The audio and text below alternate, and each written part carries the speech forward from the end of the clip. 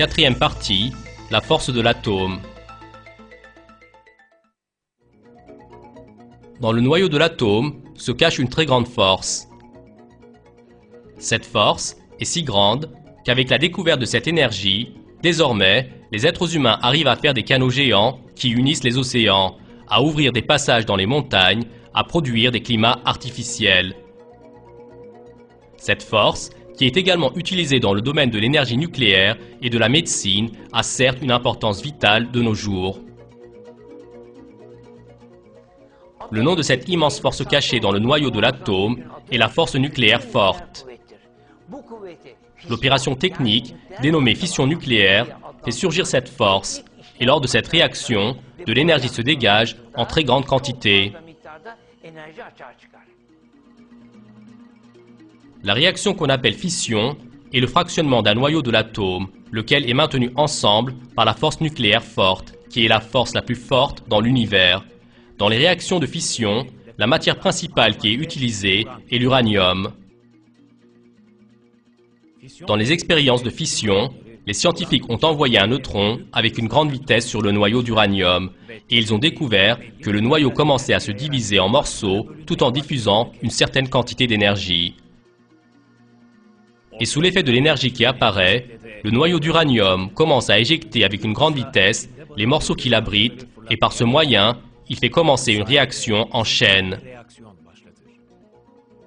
Et chaque noyau nouvellement divisé se comporte comme le noyau d'uranium du tout début. Ainsi, des divisions de noyaux en chaîne se réalisent. À la suite de ces mouvements en chaîne, comme de très nombreux noyaux d'uranium sont fractionnés, il se dégage une énergie d'une grandeur extraordinaire. Eh bien, dans les catastrophes de Hiroshima et Nagasaki, qui ont occasionné la mort de dizaines de milliers de personnes, ces divisions de noyaux en avaient été la cause. En 1945, à l'instant et tout de suite après l'explosion de la bombe atomique larguée par les États-Unis sur Hiroshima, environ 100 000 personnes sont mortes.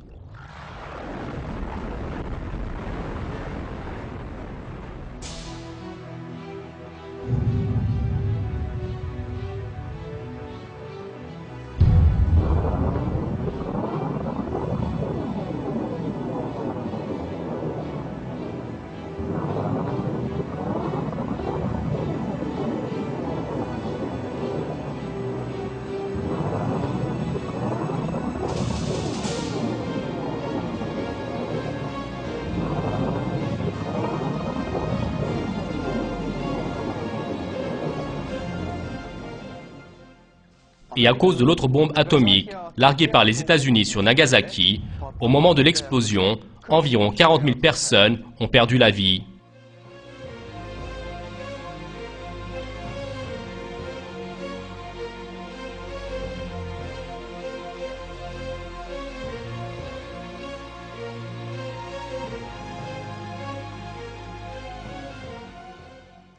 Alors que d'un côté, la force émergeant du noyau était la cause de la mort d'êtres humains, d'un autre côté, les villes furent détruites.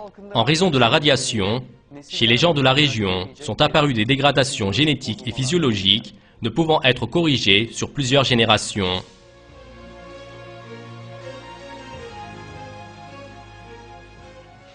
Très bien.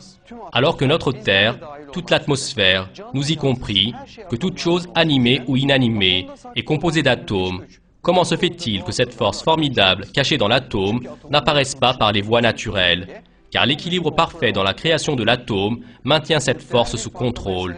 La réaction en chaîne, occasionnant une explosion nucléaire, peut uniquement être faite par des voies artificielles, c'est-à-dire par la main de l'être humain.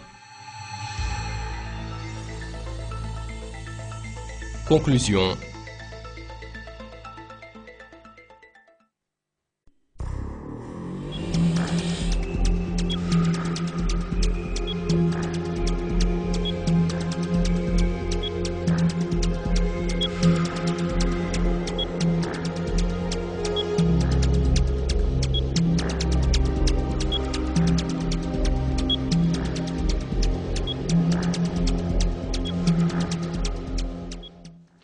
Tout au long du film, nous avons examiné de très nombreux événements surprenants et miraculeux se produisant à l'intérieur de l'atome.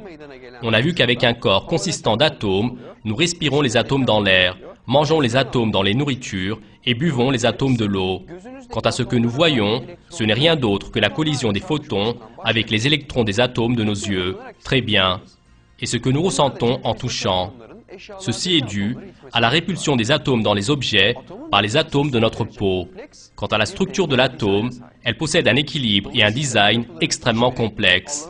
Par conséquent, aucune de ces structures n'a pu être formée par hasard, comme le prétend la philosophie matérialiste, laquelle nie l'existence d'Allah.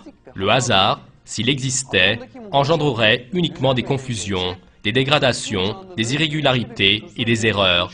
Quant à l'harmonie, l'ordre et l'équilibre magnifique dans l'atome, cela nous montre que la vie est le produit d'une création consciente et parfaite. Toutes ces vérités scientifiques que nous avons regardées jusqu'à maintenant font effondrer de manière indiscutable la philosophie négatrice et prouvent que l'origine de toute chose, animée et inanimée, n'est pas le hasard, mais la création. Quant au créateur de chaque chose qui existe, c'est Allah le Tout-Puissant, le Seigneur des univers. Dans un verset du Coran, voici ce qui est proposé. Certes, dans la création des cieux et de la terre, dans l'alternance de la nuit et du jour, dans le navire qui vogue en mer, chargé de choses profitables aux gens, dans l'eau qu'Allah fait descendre du ciel, par laquelle il rend la vie à la terre une fois morte, et il répand des bêtes de toute espèce, dans la variation des vents et dans les nuages soumis entre le ciel et la terre, en tout cela, il y a des signes pour un peuple qui raisonne.